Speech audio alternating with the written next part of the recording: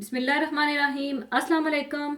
आज मैं आपको chickpea rajma salad with French dressing बनाना सिखाऊंगी। तो इसको बनाने के लिए हमें चाहिए होगा 1 कप सफ़ेद काबली चने उबले हुए, रेड किडनी बीन्स उबले हुए 1 कप। मैं यहाँ पर रेड किडनी बीन्स कैन के इस्तेमाल कर रही हूँ। और स्वीट कॉर्न ये भी 1 कप चाहिए होंगे, ये ऑलरेडी कैन में ही मिलते हैं।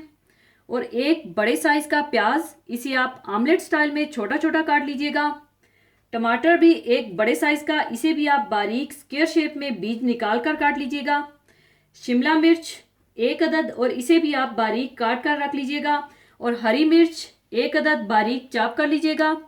और फ्रेंच ड्रेसिंग बनाने के लिए olive oil 4 tablespoon, fresh lemon juice 2 tablespoon, सिरका 2 टेबलस्पून, फ्रेश कुटी हुई काली मिर्च 1 टीस्पून। और काली मिर्च का पाउडर ना इस्तेमाल कीजिएगा क्योंकि काली मिर्च का पाउडर आपकी ड्रेसिंग को काला कर देगा। और फाइन चॉप किया हुआ लहसुन 1 टीस्पून और बारीक चीनी 1 टीस्पून, नमक हस्बे जायका और मस्टर्ड पेस्ट 1 टीस्पून भरकर चाहिए होगा। और अगर आप इसी को इटालियन ड्रेसिंग में कन्वर्ट करना चाहते हैं तो आप इसमें कुटी हुई लाल मिर्च डाल लीजिएगा, तो फिर ये आपकी इटालियन ड्रेसिंग बन जाएगी। सबसे पहले आप रेड किडनी बीन्स, चने, स्वीट कॉर्न, प्याज, टमाटर और शिमला मिर्च एक बोल में डाल लें।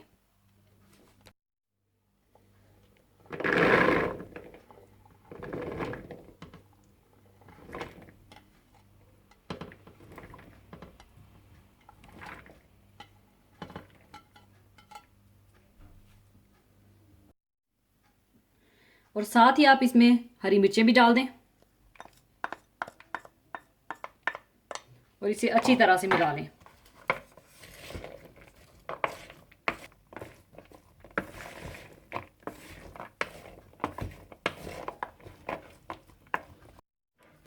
अच्छी तरह मिलाने के बाद अब मैं इसकी फ्रेंच ड्रेसिंग तैयार कर लूँगी। तो फ्रेंच ड्रेसिंग के लिए आप ऑलिव ऑयल डाल लें। इसमें आप लेमन जूस, सिरका, कुटी हुई काली मिर्चें, नमक, चीनी, चॉप किया हुआ लहसुन और मस्टर्ड पेस्ट डाल लें और अच्छी तरह से मिला लें।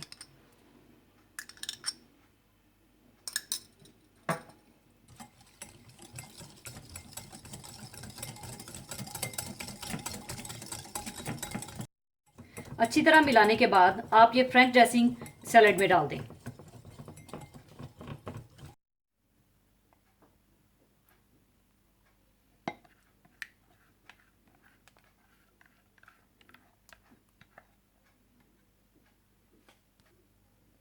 अब आप फ्रेंच ड्रेसिंग को अच्छी तरह सैलेड में मिक्स कर लें।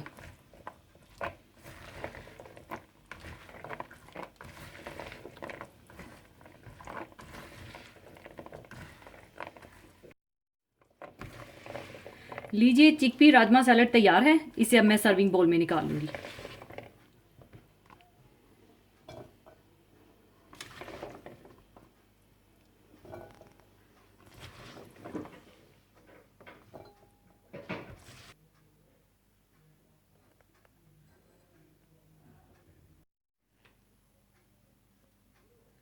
लीजिए, चिकपी राजमा सैलेड तैयार है।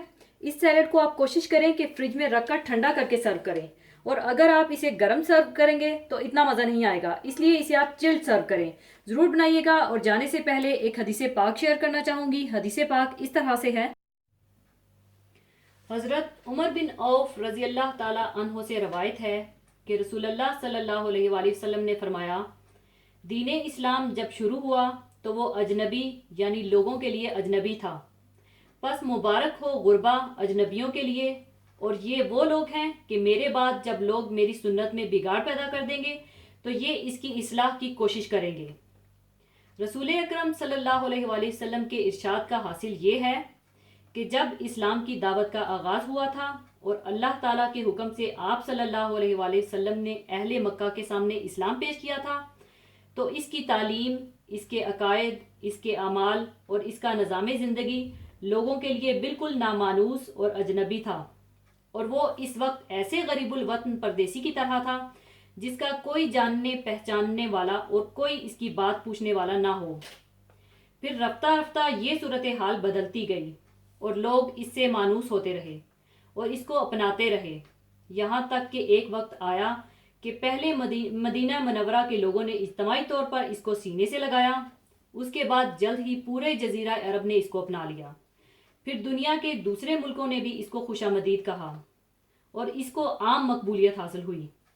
लेकिन जिस तरह पिछली उम्मतों में बिगाड़ आया, ये उम्मत भी राह रास्त से हट गई। अकायद, इबादात, मामलात, माशरत, इखलाक, हर शोबे में नबी की तालीमात छोड़कर अपने मनमाने तरीकों को इख्तियार किया और गैरों की इत्तबा में लग गई। यहाँ ये बात ख़ास तौर पर काबिल ज़िक्र है कि हमारे यहाँ सुन्नत का लफ्ज़ एक मखसूस और महदूद मानी में इस्तेमाल होता है, मगर हदीस में सुन्नत से मुराद आपकी तमाम तालीमात हैं जिनका दायरा अमल पूरी इंसानी ज़िंदगी को घेरे हुए है। बिलाशुबा हम भी इसी दौर में सांस ले रहे हैं, जबकि उम्मत राह रास्त से हट चुकी है, बिगाड़ अपनी हदों को छू रहा है।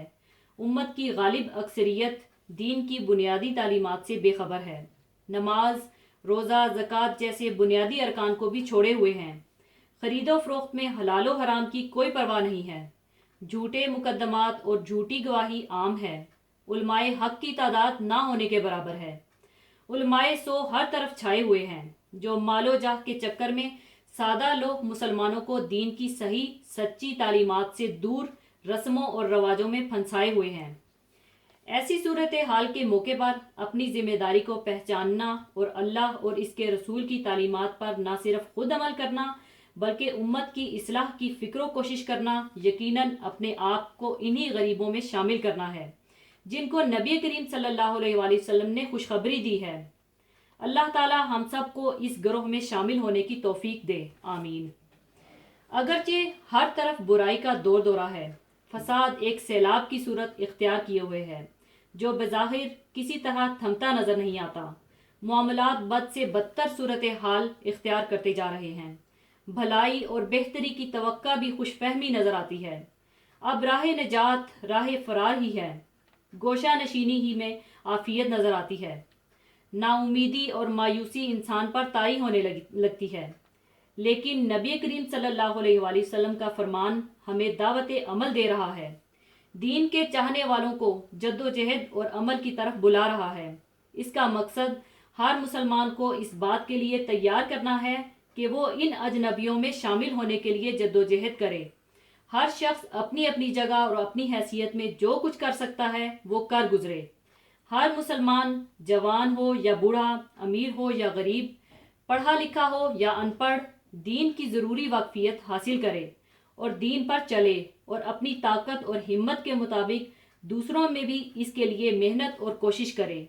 ये ज़रूरी नहीं ये काम किसी तंजीम या जमात में शामिल होकर ही किया जाए, बल्कि अपनी ज़ाती हैसियत में भी जो कुछ किया जा सकता है इंसान कर गुजरे। इसी के साथ मैं आपसे इजाज़त चाहूँगी। अपना बहुत ख्याल रखिएगा, दुआओं में याद रखिएगा। अल्लाह हाफिज़।